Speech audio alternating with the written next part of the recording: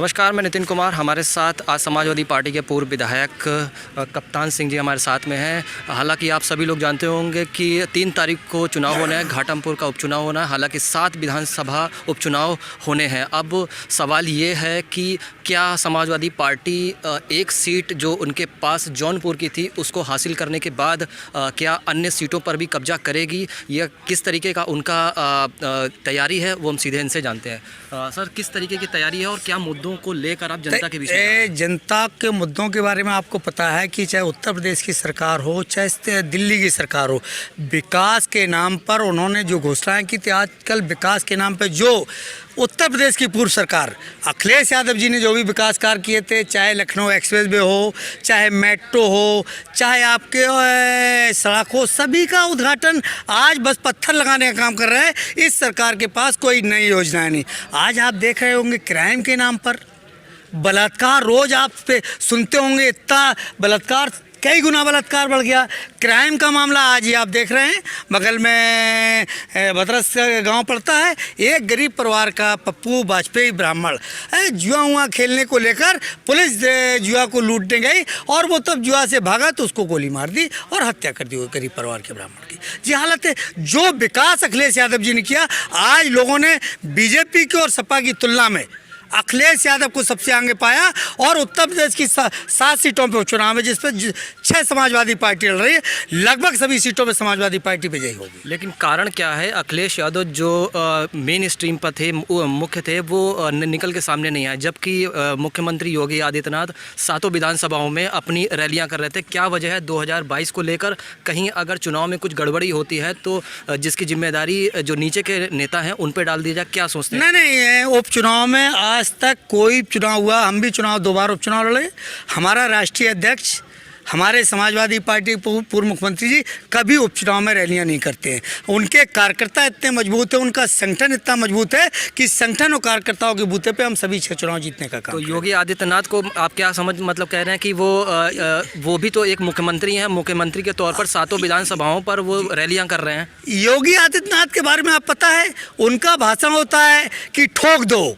कोई विकास की बात करे, कोई पुल और सड़क की बात करे, कोई शिक्षा की बात करे, कोई और तमाम बातों की बात, तो ठोक दो बस। और कोई उनके पास विकास की कोई योजनाएं नहीं, शिक्षा की कोई योजनाएं नहीं। आप देख रहे हैं कोरोना के नाम पर आज कह दिया कि हमारे पास दवा भी नहीं। बिहार में आप चुनाव लड़ने जा रहे हैं, बिहार में आप कह रहे हैं कि बिहार के लोग हमको वोट दें, कोरोना की वैक्सीन हम आपको देंगे। वैक्सीन के नाम पर चुनाव लड़ा जाता है। वैक्सीन के नाम पर नहीं, विकास के नाम पर, शिक्षा के नाम पर, स्वास्थ्य के नाम पर और तमाम विकास योजनाओं के नाम पर चुनाव लड़ने का काम करना चाहिए। इस उत्तर प्रदेश की सरकार पे कोई विकास योजना है नहीं। मंदिर के नाम पर, कभी हिंदू मुस्लिम के नाम पर, कभी जात पात के नाम पर, इसी पे चुनाव लड़ने का काम करते हैं। लेकिन इन सब मुद्दों को जनता ने बहुत दिनों तक, जनता इसमें भटकाव में नहीं आएगी। जनता ने समझ रखा है कि इनके पास झूठ बोलने के अलावा कोई काम नहीं। 15 लाख रुपए खाते में आने की बात की थी, आज तक किसी खाते में 15 लाख रुपए भी नहीं आए। 2 करोड़ लोगों को रोजगार की बात की थी इस दिल्ली सरकार ने। आज 2 करोड़ लोगों को रोजगार दिया होता तो आज 6 साल हो गए, 12 करोड़ लोगों को हिंदुस्तान में रोजगार मिल गया होता। लेकिन साथियों को किसी को रोजगार मिला नहीं। रोजगार जो मिला हुआ था पिछली सरकारों से, रोजगार हमारे पास था, उसको भी रेलवे आपने बेच दिया, प्राइवेटीकरण कर दिया, एयरपोर्ट भी आप प्राइवेटीकरण कर दिया, LIC भी प्राइवेटीकरण कर दिया। और आने वाले टाइम में किसान का जो किसान बिल लाया, किसान बिल को लेके किसानों को भी प्राइवेटीकरण कर देंगे, किसान भी तबाह हो जाएगा। जो किसान पैदा करता है गेहूँ, आज देख रहे होंगे कि इस हिंदुस्तान की सरकार, उत्तर प्रदेश की सरकार ने कहा था कि हमारी सरकार बनेगी तो किसान के मूल के दोगुना लागत हम देने का काम करें। आज गेहूं जो सरकारी मूल रेट है 1940 रुपये और बाजार में 1400 रुपये गेहूं हमारा बिकता है। लेकिन क्या कारण है कप्तान जी कि सत्ता पे आने के बाद जो मुख्य धारा होती है, यानी समाजवादी पार्टी आती है और फिर जनता की बुनियादी समस्याओं को भूल जाती है? ऐसा कारण सबसे ज़्यादा जनता की बुनियादी समस्याएं किसी ने भी काम करने का काम किया। आप देख रहे होंगे 100 नंबर किसने चलाने का काम किया? जो लोग परेशान होते थे, थाना जाते थे, थाने में लोगों के साथ बदतमीजी होती थाने थी। में तो ये कहा जाता था कि समाजवादी पार्टी के जितने भी कार्यकर्ता हैं चौकी और थानों पे उनका कब्जा हो ये गया। गलतफहमी पैदा करते हैं जो लोग। इनका काम ही एक ही है, इनके पास कोई विकास का मुद्दा नहीं। हमने 100 नंबर चलाने का काम किया, 100 नंबर का लाभ यादव ले रहा है या कप्तान सिंह ले रहे हैं। 100 नंबर आप फ़ोन करते हैं, कोई भी परेशान पीड़ित होता है, 100 नंबर 15 मिनट के अंदर उसके यहाँ पहुँचने, पीड़ित के यहाँ पहुँचने का काम करते हैं। 108 नंबर एम्बुलेंस चलाने का काम किया। 108 नंबर का मतलब है कोई गरीब परिवार का पीड़ित गांव में बीमार हो जाता था तो वाहन और साधन के अभाव में दम तोड़ दिया करता था। धन कहेंगे अखिलेश यादव को कि 108 नंबर देके तमाम लोगों की उत्तर प्रदेश में जान बचाने का काम एक और मुद्दा जो इस समय चल रहा है, ठाकुरवाद। जी। उत्तर प्रदेश में चरम पर देखा जा रहा है कि अगर ठाकुर है, यदि ये सिंगर लिखा हुआ है या सिंह लिखा हुआ है तो उसको छूट मिली हुई है। यानी सारे आप तो पूरे उत्तर प्रदेश में देख ही रहे होंगे, एक जात के तमाम लोग हैं जिनके ऊपर एक एक नहीं, आप बगल का कुलदीप सिंह सेंगर का मामला आप देख लीजिएगा।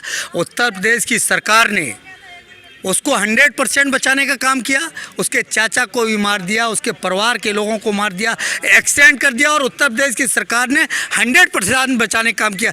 धन कहेंगे अखिलेश यादव को, सुप्रीम कोर्ट के निर्णय को, कि सुप्रीम कोर्ट के निर्णय के बाद उस परिवार को न्याय मिलने का काम हुआ। इस सरकार ने इसलिए न्याय देने का काम नहीं किया कि कुलदीप सिंह सेंगर उनकी समाज का, ठाकुर बिरादरी का था और एमएलए उनका था। इसलिए अगर उपचुनाव में आपको सफलता नहीं मिलती है तो इसका ठिकाना आप किस पर? नहीं, उपचुनाव में 100% सफलता समाजवादी पार्टी को मिलेगी। हम आपको भरोसा विश्वास दिलाते हैं, क्योंकि मैं इस दिन यहाँ 15 दिन से काम कर रहा हूँ। तो ये थे कप्तान सिंह, पूर्व विधायक, जिनका साफ तौर पे कहना था कि पूर्व विधायक चरखारी, जिनका साफ तौर पे कहना था कि निज़ाम 2022 में बदलने की तैयारी हो चुकी है और जनता ने भी मूड बना लिया है। अब साफ तौर पर जनता अपने मुद्दों पर वोट देगी और जिसका नतीजा 10 तारीख का चुनाव का रिजल्ट जो आने वाला है उस पर साफ तौर पर दिखाई देगा। सुनील कुमार के साथ मैं नितिन कुमार, भारत 24।